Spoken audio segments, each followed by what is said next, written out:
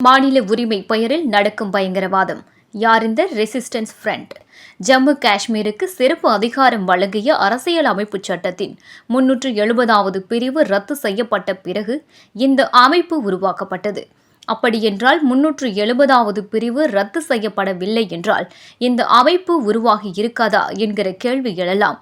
அரசியல் அமைப்பு சட்டத்தின் 370வது பிரிவு கடந்த 2019ஆம் ஆண்டு ரத்து செய்யப்பட்டது.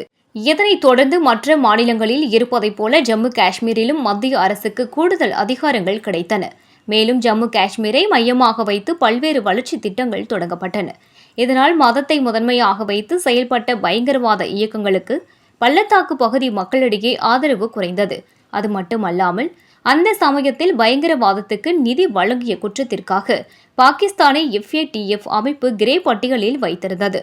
இதனால் பாகிஸ்தானும் சர்வதேச நாடுகளிடம் பிச்சை எடுத்துக் கொண்டிருந்தது. இந்த நிலையில் உள்ளூர் மக்களின் ஆதரவை பெறவும் சர்வதேச கண்காணிப்பு அமைப்புகளின் தடையில் இருந்து தப்பிக்கவும் ரெசிஸ்டன்ஸ் ஃப்ரண்ட் அமைப்பு உயிர் பெற்றது.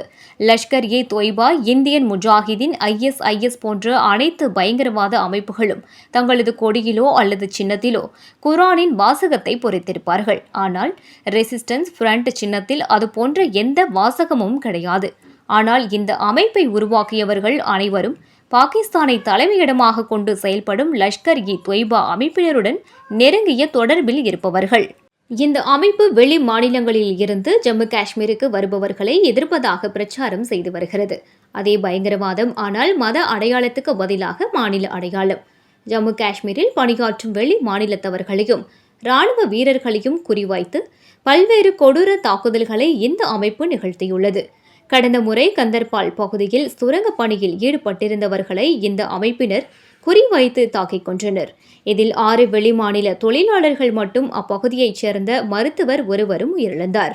அதில் இந்துக்கள், இஸ்லாமியர்கள் என அனைத்து தரப்பினரும் உயிரிழந்த நிலையில் இந்த அமைப்பின் மீதான ஜம்மு காஷ்மீர் மக்களின் கோபம் மேலும் அதிகரித்தது. இந்த நிலையில்தான் இந்த முறை இந்துக்களை மட்டும் தேடி தேடி பிடித்து கொலை செய்து அதற்கு ஒரு காரணத்தையும் கூறியுள்ளனர். ஜம்மு காஷ்மீரில் 85,000க்கும் மேற்பட்ட வெளி மாநிலங்களைச் சேர்ந்தவர்களுக்கு குடியுரிமை வழங்கப்பட்டதால் இந்த தாக்குதலை நிகழ்த்தியதாக அறிவித்திருக்கிறார்கள். அதாவது ஒரு பக்கம் ஜம்மு காஷ்மீரின் முன்னேற்றத்தை சீர்குலைத்துவிட்டு மறுபுறம் உள்ளூர்வாசிகளின் ஆதரவை திரட்டும் வகையில் அறிக்கை வெளியிட்டுள்ளனர்.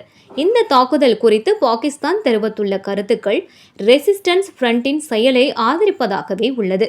ரெசிஸ்டன்ட் ஃப்ரண்ட் நாகாலாந்து, மணிப்பூரை போல உள்ளூர் மக்களின் ஆதரவுடன் செயல்படும் இயக்கம் என தெரிவித்துள்ளது. தங்களுக்கும் இதற்கும் சம்பந்தம் இல்லை என நழுவிக்கொண்டுள்ளது. இந்த ரெசிஸ்டன்ஸ் ஃப்ரண்ட் பாகிஸ்தான் ஆகிய இருவரின் கருத்தோடு ஒத்துப்போகும் மற்றொரு கருத்தை விடுதலை சிறுத்தைகள் கட்சி தலைவர் திருமாவளவன் தெரிவித்துள்ளார். ஜம்மு காஷ்மீர் விவகாரத்தில் பாஜக அரசு எடுத்த தவறான நடவடிக்கைதான் அம்மாநிலத்தில் இந்த சூழலை உருவாக்கியுள்ளதாக கூறியுள்ளார். இப்படி நேரடியாக இந்திய இராணுவத்தை எதிர்க்க முடியாத பாகிஸ்தான் போன்ற நாடுகளும் அவர்களின் ஆதரவு பயங்கரவாதிகளும் இப்படியொரு கோழைத்தனமான தாக்குதலை நடத்தியுள்ளனர். திருமாவளவன் போன்ற அரசியல்வாதிகள் வாக்கு அரசியலுக்காக அவர்களின் நடவடிக்கைகளை ஆதரிக்கின்றனர்.